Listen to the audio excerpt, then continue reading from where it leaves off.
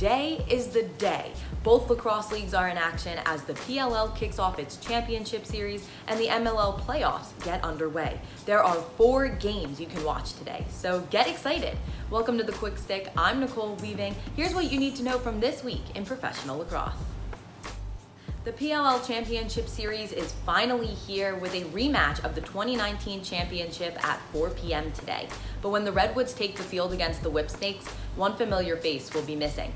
Jules Henenberg will not be playing in the championship series after a cardiology test determined that he was, quote, at high risk for cardiac arrest under high-intensity training. Before leaving the bubble, Jules gave an impassioned speech to his teammates.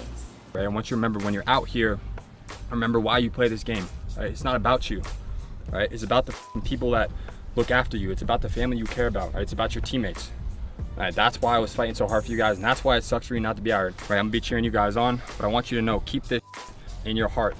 Other last-minute changes to rosters. The Atlas's Tucker Durkin tested positive for coronavirus and is expected to rejoin the team if he is negative after his quarantine period. Archers defenseman Evan Connell also tested positive, but will be replaced by Jack Rapine. Lastly, the Chaos's Johnny Surdick has been placed on military inactive, and Dan Coates will take his place. The MLL playoffs are officially set after the regular season ended yesterday. Denver secured the #1 spot after their overtime win against Chesapeake, and now the Outlaws know they will be facing the Cannons in the first semifinal. There were high expectations on Boston this season, but they let too many games come down to the wire, resulting in a 3-2 record and the #4 seed in the playoffs. In the second semifinal, the Hammerheads will take on the defending champion Bayhawks. Connecticut went from losing their first ever contest 18-6 to going on a 3-game winning streak once their offense finally found its rhythm. Chesapeake, on the other hand, has been consistent all season with their stellar offense, only dropping the barn burner with Denver and yesterday's contest with the Hammerheads. The interesting part about this playoff picture is that these matchups just played each other yesterday. The NLL is headed to Texas. The league announced Wednesday it will be adding its 14th franchise in Fort Worth. The NLL decided on this market because it advances the league's plan to expand to 4 divisions and popularizes the game in the Midwest.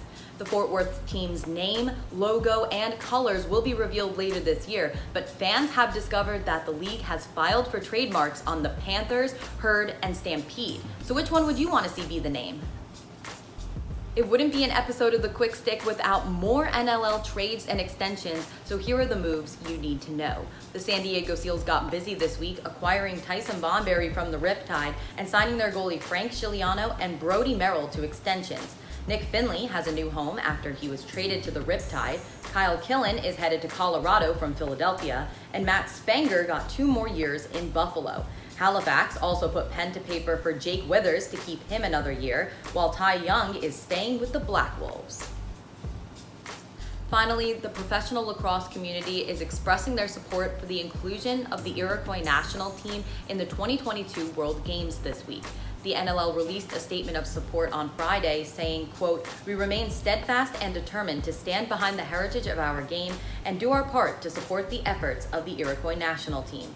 Lyle Thompson also sent out a thread on Twitter expressing his emotions towards the situation. There is now a petition with over 20,000 signatures pushing for the Iroquois national team's inclusion.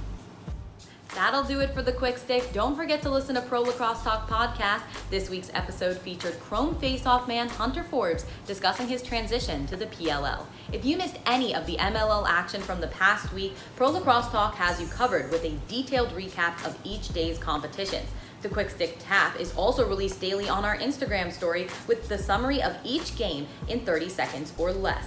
Thanks so much for sticking with me through our longest episode yet. We'll see you next time.